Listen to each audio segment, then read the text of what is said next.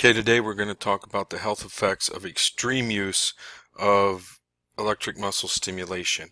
And I'm only talking about extreme use. I think muscle stimulation, as you'll see through the slides here, is very effective. Review of the first thing we're going to talk about is the quick positive effects of EMS. My definition of extreme use. The machine that's often used is a transcutaneous electric muscle stimulator, and there are 7 major concerns of health issues that have popped up over athletes that I have done: blood, urine, tissue testing, various invasive and non-invasive tests such as omega wave and various biofeedback devices. There are positive effects. Research proved that EMS works muscle hypertrophy and reduces strength degradation. It can give a complete workout that the muscle exercises can't be completely trained by just exercising alone. It can develop deficiencies, gap training in various muscle complexes. I guess when I say that, reduce those deficiencies. Okay, you can keep developing. Just because muscles will not hit everything. It can be used for recovery from training, especially post-surgery. It keeps muscle strength of an inactive joint, and the big reason for most of the effectiveness of this recovery and also just whole body recovery is the increase in blood flow. Now, my definition of extreme use from what we've seen would be sleeping with device, electric muscle stimulator device on overnight, daily training in replacement of movement patterns, so you're using this instead of training, spending hours a week hooked up to intense amounts of stress from the electric muscle stimulation. So this is the definition when I say extreme use. My first major concern that I've seen through DEXA scans, the users of the Extreme EMS have bone densities within my program that I've experienced 2 standard deviations less than the athletes that are in my systems of training. So when you're 2 standard deviations away from a higher bone density and you're much lower, it would raise grave concern. Now, that does exist in athletes that are non-trained that walk into my program. However, I have had athletes, one example I've had is that there's been athletes in my program for 4 years, and there's always the highest bone densities that you can that you basically see of the 4-year athletes. But the same 4-year athletes that use the electric muscle stimulator with extreme methods are actually 2 standard deviations below the other 4-year athletes and many of the other ones. Okay, so essentially this bone density, why is that important? As an overall indication of the tissue for the rest of the body. What happens is the extreme use of extreme muscle stimulator will deprive the body of calcium and basically use it up through the chemical reactions and the overall contractions of the muscle.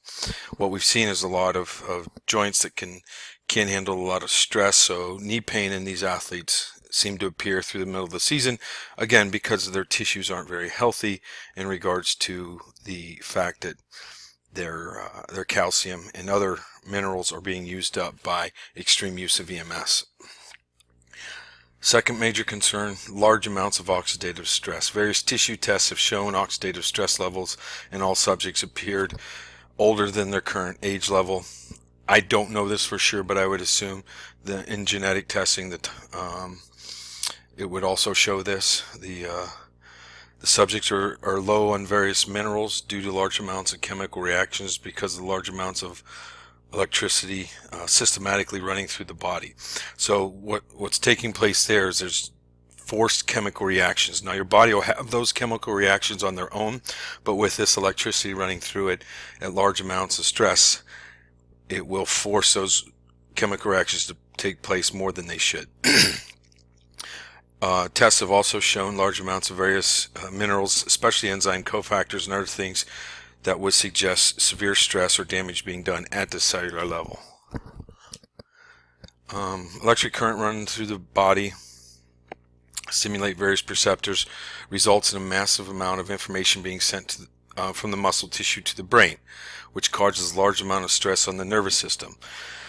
When I say that, many of these athletes that have used the Extreme EMS in a 12 balance protocol test that I use, they were extremely outside the norms of the users, especially when they close their eyes. So they can compensate when their eyes are open, but when their eyes are closed, balance became much worse than a healthy individual. Now, I have seen various protocols where they got a concussion and it improved balance, but that's in an unhealthy individual. So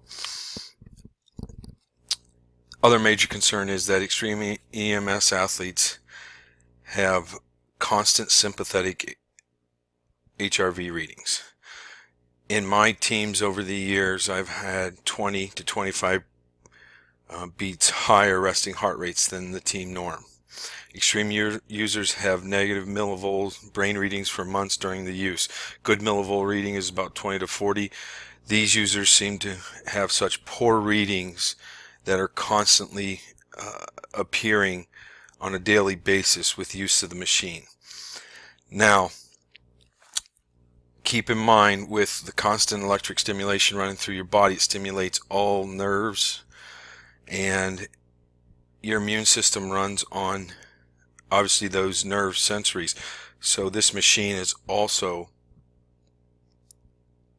basically stimulating the immune system all the time with the current running through your body. For example, that you could see is athletes that have had vaccinations still get viruses from the vaccinations that they've had. Extreme EMS all show that struggling immune system.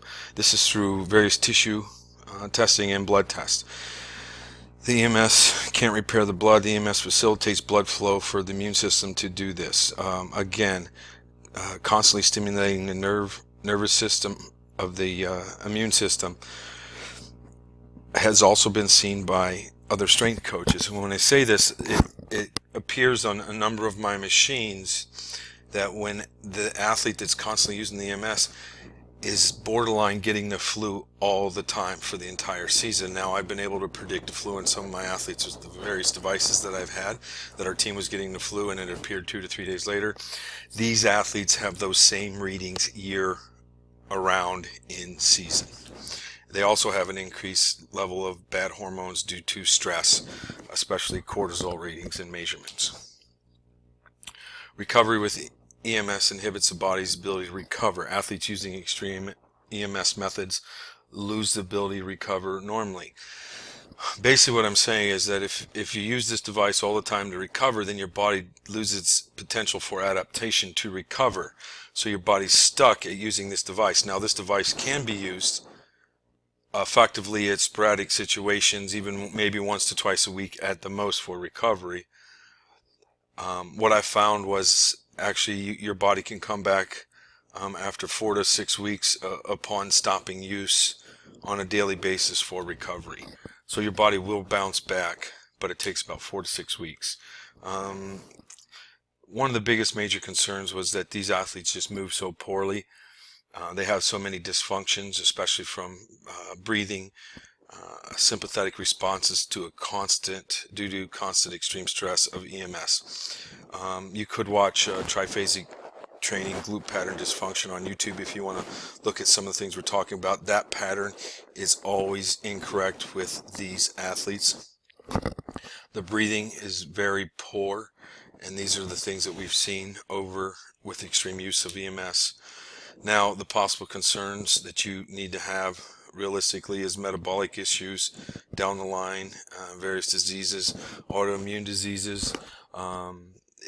These devices may even help with the symptoms, but they are possibly facilitating the problems. Neurological diseases also, due to the sheer stress of electricity running through your body for many periods of time, hours upon hours during the course of a week. Now, classic sales pitch for these types of extreme EMS salespeople. This slide isn't mine. I copied it off. Somebody posted it on the internet. Couldn't find the person, so I wish I could cite them. The claim your program is results-based site effect. It is not only isn't, but it's likely refuted by science. So this is sales pitch number one. Sales pitch number two, usually they count on the ignorance of the masses to believe points and lies. They sexy up your exercises and protocols with gimmicks, special equipment, or novel methods. They make your program mysterious or unknown. It first started out as a German, then it's a Russian, and who knows, it's probably going to be an alien program next. Claim ridiculous results, usually unheard of time frame. They jump 40 inches in only about 3 weeks. So there you have it. This is some of the concerns I have with extreme EMS use. Again, I think EMS is a very excellent tool when used at the right times. But here's the thing.